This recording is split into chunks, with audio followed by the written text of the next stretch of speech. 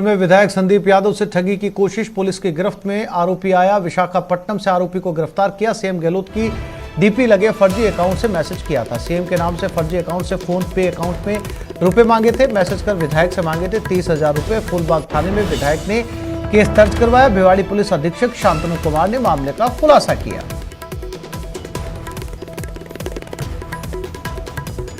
और इसी खबर पर ज्यादा जानकारी के लिए बात करते हैं हमारे संवाददाता राजेंद्र शर्मा के साथ। राजेंद्र, पुलिस ने पूछताछ में अब तक क्या कुछ बताया और क्यों इस शख्स ने जो है वो सीएम बनकर 30,000 रुपए का उधार मांगा, वो भी विधायक से? जी, इस पूरे मामले में भिवाड़ी पुलिस के द्वारा खुलासा कर दिया गया है। जयपुर की टीम की मदद दी गई, विशाखापट्टनम आंध्र प्रदेश की जो पुलिस है उसकी मदद दी गई थी और 26 अप्रैल को तिजारा विधायक संदीप यादव के द्वारा मुकदमा दर्ज कराया था। उसके व्हाट्सएप पर 24 अप्रैल को मैसेज आया था जिसमें मुख्यमंत्री अशोक गहलोत की पारिवारिक फोटो लगा हुआ था और उसमें 30,000 रुपए भेजने के लिए एक मैसेज आया। उसके बाद जब विधायक के द्वारा उनसे पूछा गया तो उसने मैसेज डिलीट कर दिया और कुछ देर बाद दोबारा मैसेज आया था और मैसेज के जरिए 30,000 रुपए की मांग की गई थी। इसके बाद विधायक को शंका हुई कि आरोपी फर्जी हो सकता है। इसके बाद भिवाड़ी के जो फूलबाग थाना है वहां पर मुकदमा दर्ज कराया गया। पुलिस ने मुकदमा दर्ज करने के बाद में मोबाइल नंबर को जो ट्रेस किया, उसकी डिटेल दी तो विशाखापट्टनम में उसकी लोकेशन आंध्र प्रदेश में पाई गई। उसके बाद भिवाड़ी की जो फूलबाग थानाधिकारी जितेंद्र सोलंकी और उनकी टीम आंध्र प्रदेश के लिए रवाना हुई और वहां के लोकल पुलिस की मदद से जो आरोपी है पेंडरी विष्णु मूर्ति, जिसको गिरफ्तार किया गया है और पुलिस की पूछताछ में सामने आया है कि राजेंद्र, फिर से लौटूंगा मैं आपके पास में। एसपी शांतनु कुमार हमारे साथ जुड़ गए। शांतनु कुमार जी, जो शख्स पकड़ा गया विशाखापट्टनम तक आपने जो है वो तार से तार मिलाए तब जाकर ये शख्स हिरासत पे आया। पूछताछ में क्या कुछ जानकारी इसने दी शांतनु कुमार जी, और कैसे आपको जो है वो आप पहुंचे विशाखापट्टनम तक? हाँ सर, ये इसमें सबसे पहले जयपुर पुलिस ने बड़ा सहयोग दिया हमें।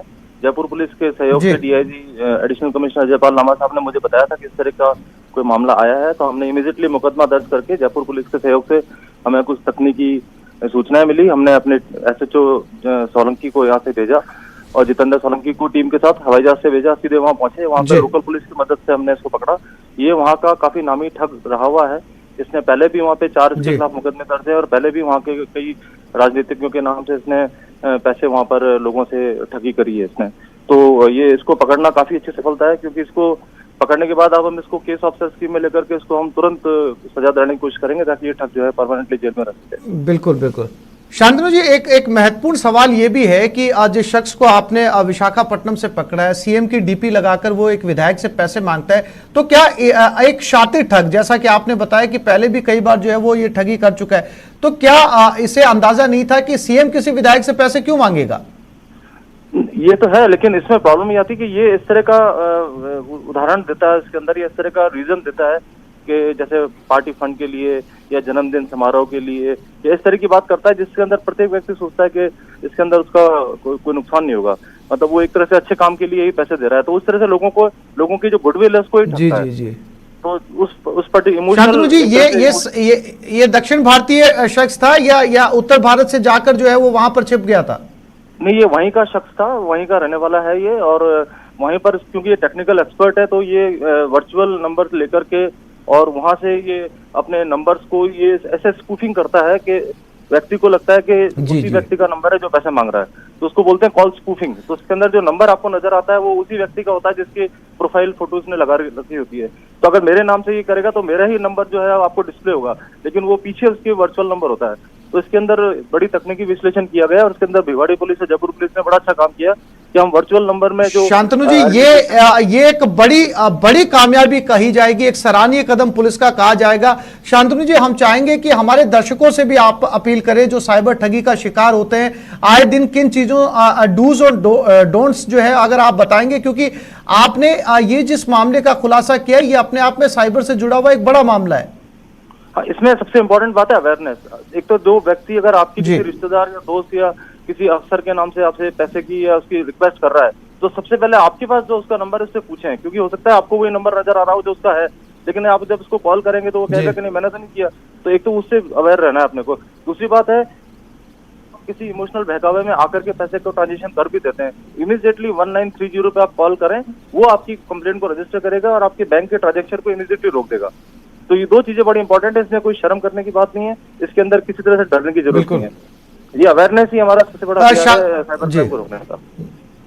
बिल्कुल बिल्कुल। शांतनु जी, जिस शख्स को आपने यहां से तार जोड़ते हुए विशाखापट्टनम तक जिसके पीछे आप गए, गिरफ्तार किया, क्या इससे अब तक पूछताछ में कुछ और बड़े खुलासे भी हुए हैं? किसी और बड़े पॉलिटिकल सेलिब्रिटी को भी टारगेट किया है शांतनु ने? माफ कीजिएगा, विष्णु ने। हाँ, इस विष्णु ने वहाँ पे जो लोकल साउथ इंडिया में है, वहाँ पे कई लोगों को इसने इस तरह का नाम यूज करके ठगी की है। तो 4 मुकदमे तो इसके खिलाफ ऑलरेडी दर्ज हैं, जिसमें एक बहुत बड़े राजनेता है, उनके नाम से भी इसने 1 करोड़ 80 लाख रुपए जो बड़े बड़े लोग थे उनसे इसने इकट्ठे कर लिए थे, तो वो भी एक मुकदमा दर्ज है इसके खिलाफ। तो अब यहाँ पर आने के बाद अभी हम, क्योंकि कल रात को इसको लेके पहुंचे हैं, क्योंकि विशाखापट्टनम बहुत दूर पड़ता है, तो अभी हम इसे पीसी रिमांड लेकर के और पूछताछ करेंगे और फर्दर कड़ी से कड़ी जोड़ेंगे इसका।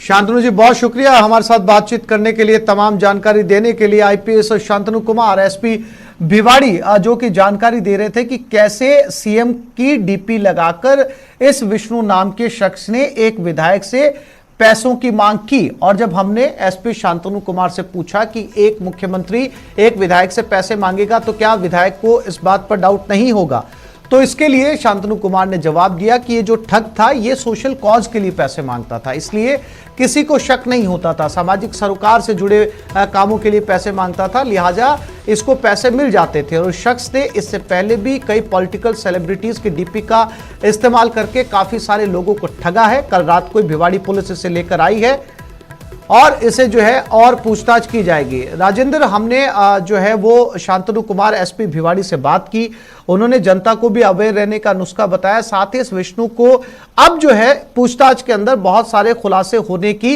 उम्मीद है। राजेंद्र जी, अभी मैं आपको बता दूं कि पुलिस की पूछताछ में सामने आया है कि आंध्र प्रदेश के मुख्यमंत्री जगनमोहन रेड्डी के नाम पर यह आरोपी 1 करोड़ 80 लाख रुपए की ठगी 3 विधायक और 2 मंत्रियों से कर चुका है।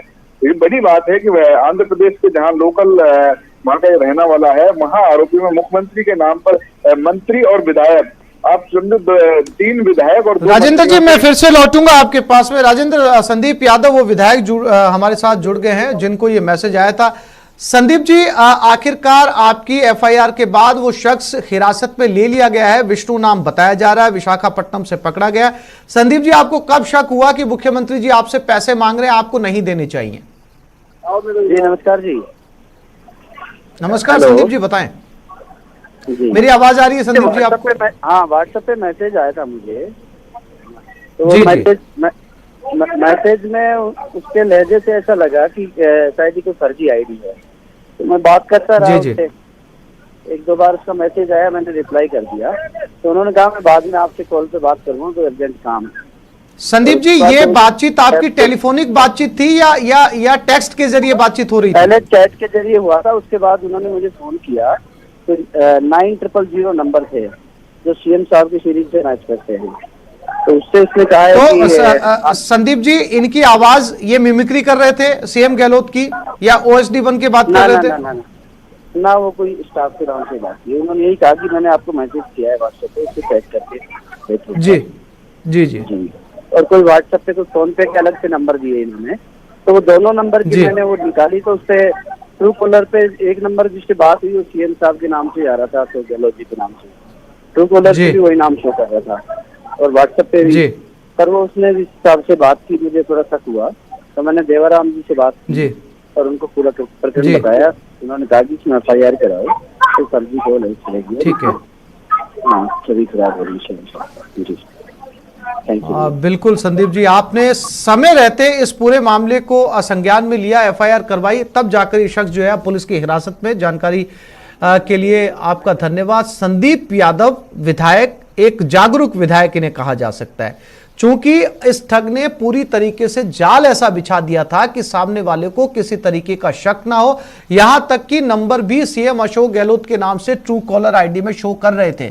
बावजूद इसके विधायक ने इनिशिएटिव लिया, ओएसडी से बात की, देवाराम सैनी से बात की। देवाराम सैनी ने इनसे कहा कि इस मामले में जाकर एफआईआर दर्ज करवाइए। चूंकि मामला अशोक गहलोत से जुड़ा हुआ था, हाई प्रोफाइल मामला था, सीएम गहलोत का नाम इसमें आ रहा था, पुलिस ने फौरन एक्शन लिया और अब जाकर ये शख्स पुलिस हिरासत में है।